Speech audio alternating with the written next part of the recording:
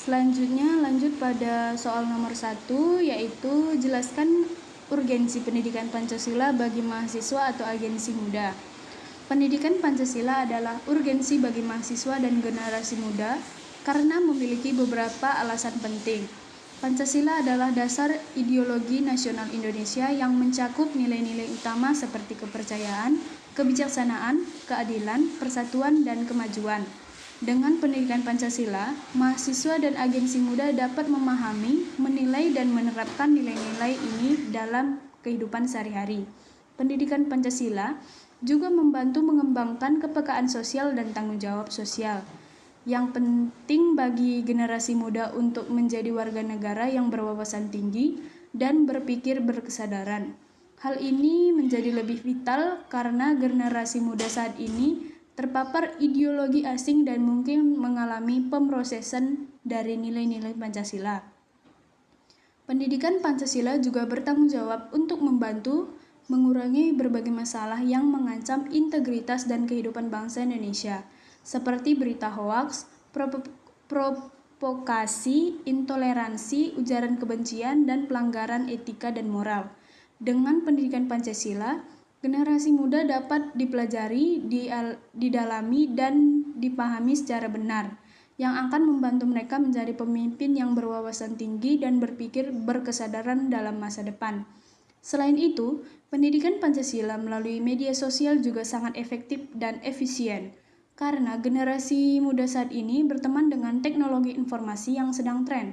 Dengan pendidikan Pancasila melalui media sosial, generasi muda dapat memiliki sikap berkorban kepada negara dan menjadi warga negara yang berwawasan tinggi dan berpikir berkesadaran.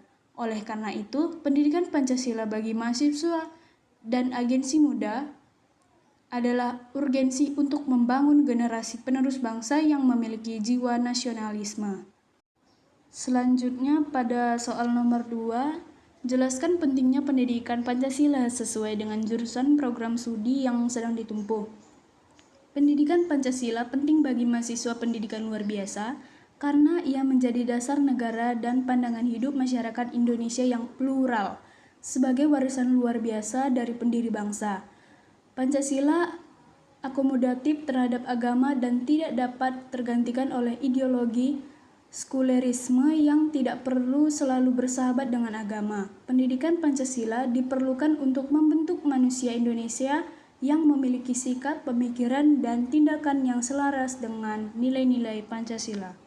Selanjutnya pada soal nomor 3, yaitu bagaimana relasi antara pendidikan Pancasila dan program studi Ananda. Relasi antara pendidikan Pancasila dan program studi pendidikan luar biasa adalah erat karena pendidikan Pancasila merupakan ideologi dan pandangan hidup bangsa yang menjadi landasan etik, politik, dan ekonomi bagi negara. Dalam program studi pendidikan luar biasa, pendidikan Pancasila digunakan sebagai pembentuk karakter manusia yang profesional dan bermoral, yang erat kaitannya dengan suatu hukum atau aturan yang mengatur tentang hubungan manusia dengan manusia lainnya dalam memenuhi kebutuhan hidupnya. Pendidikan Pancasila juga diperlukan bagi mahasiswa calon pemegang tongkat estafet kepemimpinan bangsa untuk berbagai bidang, agar tidak terpengaruh oleh paham-paham asing yang negatif. Pendidikan Pancasila diperlukan dalam pendidikan luar biasa karena ia adalah usaha sadar untuk terencana untuk mewujudkan suasana belajar dan proses pembelajaran kepribadian dan keahlian sesuai dengan proses studinya masing-masing. Dengan demikian, mahasiswa mampu memberikan kontribusi yang konstruktif dalam bermasyarakat, berbangsa, dan bernegara dengan mengacu kepada nilai-nilai Pancasila. Selanjutnya pada soal nomor 4, yaitu bagaimana relasi antara tujuan negara mencerdaskan kehidupan bangsa dan tujuan pendidikan Pancasila dan tujuan program studi Ananda. Relasi antara tujuan negara mencerdaskan kehidupan bangsa, tujuan pendidikan Pancasila, dan tujuan program studi pendidikan luar biasa erat karena setiap komponen tersebut bertujuan untuk mencerdaskan kehidupan bangsa dengan nilai-nilai yang sesuai dengan moral studi. Tujuan negara mencerdaskan kehidupan bangsa adalah untuk menciptakan kesejahteraan rakyat dan membangun negara hukum yang berwujud. Ini dapat dilakukan melalui pendekatan yuridis, historis, dan kausalitas. Tujuan pendidikan Pancasila adalah untuk membangun karakter manusia yang profesional dan bermoral yang erat kaitannya dengan suatu hukum atau aturan yang mengatur hubungan manusia dengan manusia lainnya dalam memenuhi kebutuhan hidupnya. Tujuan program studi pendidikan luar biasa adalah untuk mengembangkan karakter manusia yang profesional dan bermoral yang erat kaitannya dengan suatu hukum atau aturan yang mengatur hubungan manusia dengan manusia lainnya dalam memenuhi kebutuhan hidupnya. Selanjutnya pada soal nomor 5, temukan sosok-sosok yang layak disebut sebagai tokoh pejabat atau penggiat anti korupsi, tokoh pecinta lingkungan, tokoh pejuang integrasi bangsa dalam era globalisasi, tokoh penggiat moral dan karakter bangsa, tokoh penggiat anti narkoba, tokoh penegak hukum yang adil, tokoh anti terorisme. Sosok-sosok tersebut yaitu yang pertama Bambang Widjojanto sebagai seorang juristik dan aktivis anti korupsi. Bambang Widjojanto menjadi tokoh anti korupsi yang terkenal. Beliau juga menjadi seorang pengarang buku tentang korupsi dan pemberantasnya. Yang kedua, Mochar Lubis. Sebagai seorang wartawan, Mochtar Lubis menjadi salah satu tokoh pejuang anti korupsi yang paling terkenal di Indonesia. Beliau juga menjadi seorang aktivis dan anti korupsi yang berusaha mengembalikan demokrasi di Indonesia. Yang ketiga, Rosian Anwar sebagai seorang aktivis anti korupsi. Rosian Anwar menjadi salah satu tokoh pejuang anti korupsi yang paling terkenal di Indonesia. Beliau juga menjadi seorang pengarang buku tentang korupsi dan pemberantasnya. Yang keempat, Wiranto sebagai seorang Generalsekjen Polri. Wiranto menjadi tokoh anti korupsi yang terkenal. Beliau juga menjadi seorang pengarang buku tentang korupsi dan pemberantasnya. Baiklah, langsung saja dilanjut ke bab 2, yaitu mahasiswa diminta menelusuri isi pidato tokoh-tokoh seperti Muhammad Yamin, Ki Bagus Hidikusumo, Insinyur Soekarno, dan Supomo tersebut dalam sidang BPUPKI pertama dan jelaskan pokok-pokok materi yang disampaikan oleh 4 tokoh tersebut. Pokok-pokok materi yang disampaikan oleh Muhammad Yamin pada 29 Mei 1945 yaitu 5 asas dasar negara, yaitu pri kebangsaan, pri kemanusiaan, pri ketuhanan, kerakyatan, dan kesejahteraan rakyat. Yang disampaikan oleh Ki Bagus Hadikusumo pada 29 Mei 1945 yaitu dasar negara harus berdasarkan pada ketuhanan yang Maha Esa. Negara harus melindungi agama dan aliran kepercayaan. Negara harus menjamin toleransi berbangsa dan beragama. Yang disampaikan oleh Soekarno pada 1 Juni 1945, Pancasila sebagai dasar negara yaitu kebangsaan Indonesia, internasionalisme, perikemanusiaan, mufakat atau demokrasi, kesejahteraan, dan ketuhanan yang berkebudayaan. Yang disampaikan oleh Supomo yaitu pada tanggal 31 Mei 1945, 5 asas dasar negara yaitu persatuan, kekeluargaan, keseimbangan lahir dan batin, musyawarah, dan keadilan rakyat. Selanjutnya pada nomor 2, jelaskan Pancasila sebagai identitas bangsa Indonesia, kepribadian bangsa Indonesia, pandangan hidup bangsa Indonesia, dan jiwa bangsa Indonesia, dan perjanjian luhur bangsa Indonesia. Jawabannya yaitu 1. Identitas bangsa. Pancasila merupakan identitas bangsa Indonesia yang membedakannya dengan bangsa lain. Nilai-nilai Pancasila seperti ketuhanan, kemanusiaan, persatuan, kerakyatan, dan keadilan sosial menjadi pedoman hidup bagi seluruh rakyat Indonesia. Yang kedua, kepribadian bangsa. Pancasila mencerminkan kepribadian bangsa Indonesia yang bermoral, religius, cinta tanah air, berjiwa gotong royong, dan menjunjung tinggi nilai-nilai kemanusiaan. Yang ketiga, pandangan hidup bangsa. Pancasila menjadi pandangan hidup bangsa Indonesia yang memberikan arahan dalam kehidupan berbangsa dan bernegara. Nilai-nilai Pancasila menjadi dasar dalam menentukan tujuan dan cita-cita bangsa. Yang keempat, Pancasila merupakan jiwa bangsa Indonesia yang memberikan semangat dan motivasi dalam membangun bangsa. Nilai-nilai Pancasila menjadi sumber kekuatan dalam menghadapi berbagai tantangan dan rintangan. Yang kelima, Perjanjian Luhur Bangsa. Pancasila merupakan perjanjian luhur bangsa Indonesia yang disepakati oleh para pendiri bangsa. Pancasila menjadi komitmen bersama untuk mewujudkan cita-cita bangsa. Selanjutnya pada soal nomor 3, yaitu Ananda dipersilahkan untuk mengenali informasi dan mengkritis cara-cara pengambilan keputusan berdasarkan musyawarah untuk mufakat dalam kehidupan masyarakat di sekitar Ananda atau dalam organisasi yang ada di sekitar Anda. Apa bentuk kearifan yang timbul ketika musyawarah itu berlangsung? Apa bentuk kendala yang timbul ketika musyawarah itu berlangsung? 1. Perumusan masalah. Pertama, merumuskan masalah yang ingin diselesaikan dengan jelas dan tepat. Yang kedua, pastikan semua pihak yang terlibat memahami duduk pakarnya. Yang kedua, penyampaian pendapat. Berikan kesempatan kepada semua pihak untuk menyampaikan pendapat dan gagasannya secara terbuka dan sopan. Dengarkan dengan seksama setiap pendapat yang disampaikan tanpa mencela atau menyela. Yang ketiga, diskusi dan pertimbangan. Lakukan diskusi yang konstruktif dan kritis untuk mengkaji setiap pendapat yang muncul. Timbang manfaat dan kekurangan dari setiap opsi solusi yang diajukan. Yang keempat, pencarian kesepakatan.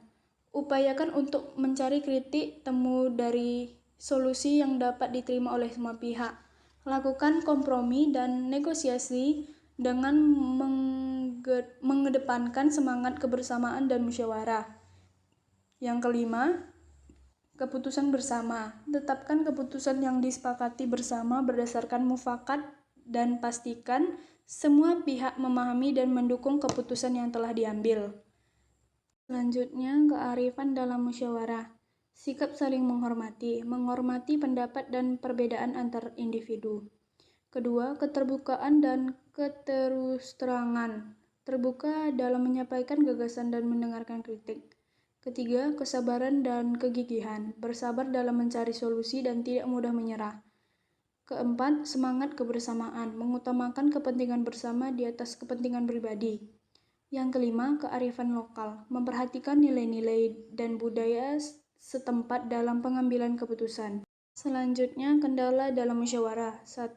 Perbedaan pendapat. Adanya perbedaan pendapat yang signifikan dalam menghambat proses mufakat.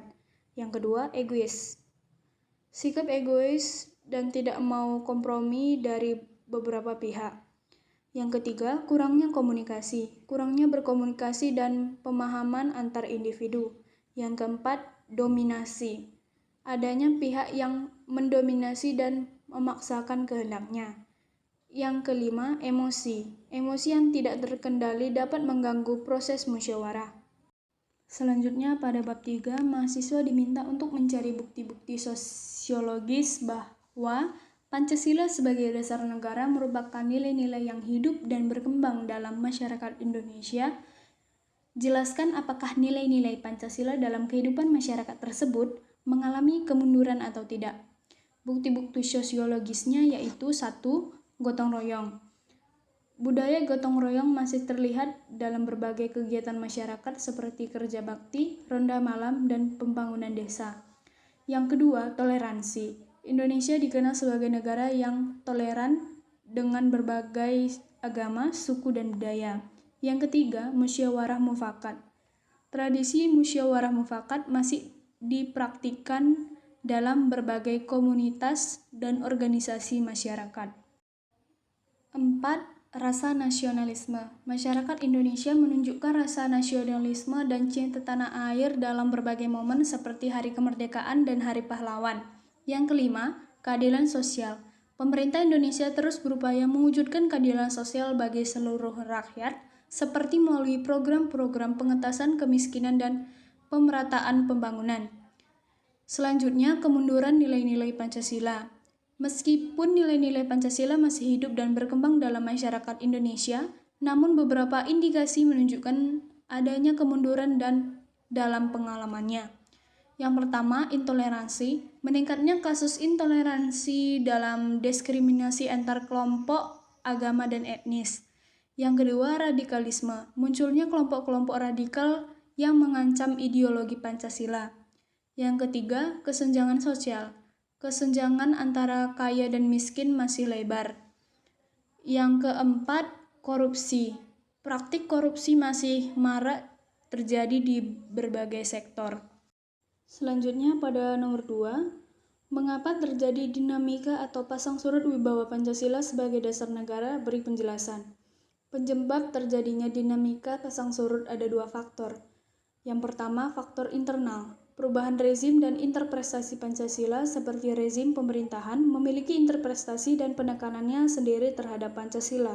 Hal ini dapat menyebabkan perubahan dalam penerapan dan wibawa Pancasila. Hal ini membuat wibawa Pancasila menjadi tinggi, namun di sisi lain terjadi pembatasan terhadap ideologi lain. Munculnya ideologi lain. Pada masa awal kemerdekaan, muncul berbagai ideologi lain yang bersaing dengan Pancasila, seperti komunisme dan liberalisme. Hal ini menyebabkan perbedaan dan kontestasi mengenai ideologi mana yang paling cocok untuk Indonesia. Yang kedua, faktor eksternal. Globalisasi membawa pengaruh budaya dan ideologi dari luar negeri yang dapat mencerai-berai nilai-nilai Pancasila. Contohnya, pengaruh budaya liberal dan individualisme yang bertentangan dengan nilai-nilai Pancasila seperti gotong royong dan musyawarah mufakat.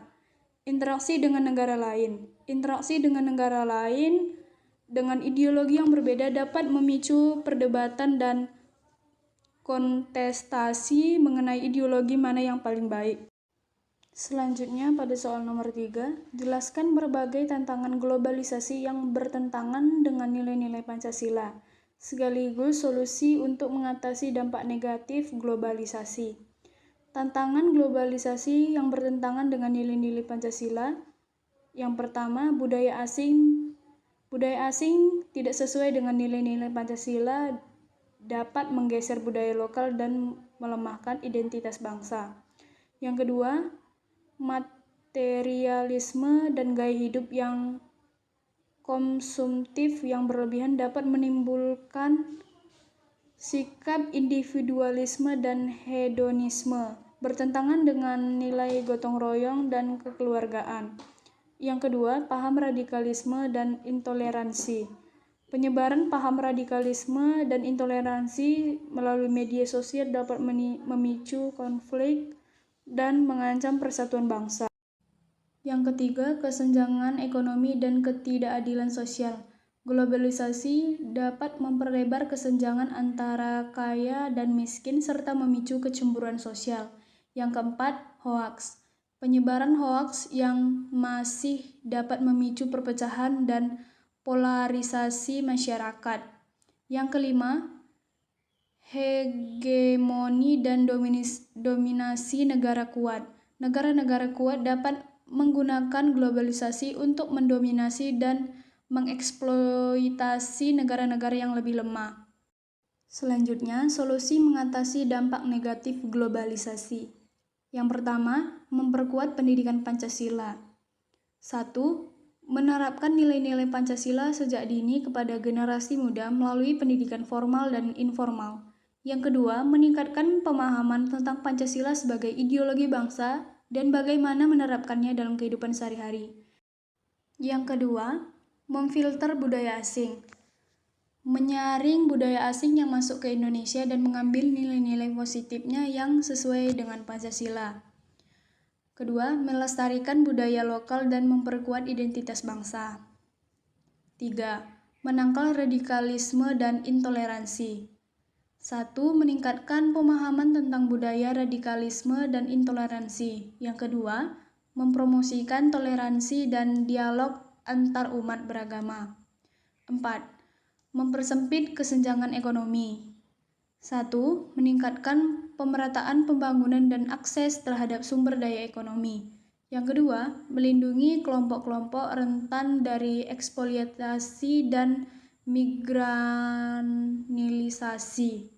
Yang kelima, melawan hoaks, meningkatkan literasi digital dan kemampuan masyarakat untuk mengidentifikasi hoaks. Mendukung jurnalisme yang berkualitas dan terpercaya. Yang keenam, membangun kerjasama internasional, memperkuat kerjasama antar negara untuk menciptakan globalisasi yang adil dan merata, memperjuangkan kepentingan nasional dan kedaulatan bangsa di era globalisasi.